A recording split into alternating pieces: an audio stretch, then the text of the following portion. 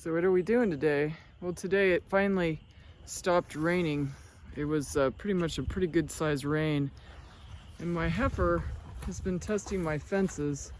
I let her into the area where my horse is, a bigger field. And I noticed that she stuck her head through this area right here where the wire was a little floppy. So temporarily I put up a stick and wove it in between the wires, but now I'm going to fix the fence more permanently. And as you can see, there's a creek that runs down here and takes almost a 90-degree turn. And it's always subject to having debris line up on the fence line and making the fence loose. So I've been pulling the debris off the fence so I don't have to fix the fence, and just kind of checking the fence where it's a little loose so she doesn't get loose herself, because I will never find her. She hasn't cozied up to me yet.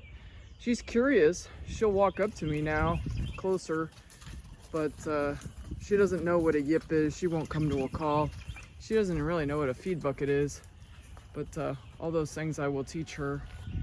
I caught her this morning. She was laying down inside the carport barn. So I think that she's been in a barn most of her life. So she's just looking at every possible nook and cranny of the fence to see if she can somehow find her herd mates that are long gone by now.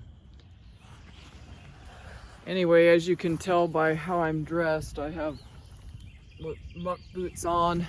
It's really saturated here. It's wet, but I need to secure this fence and make sure she can't escape through the creek area. Anyway, that's what we're doing on this wet and soggy day. Have a good day. Bye.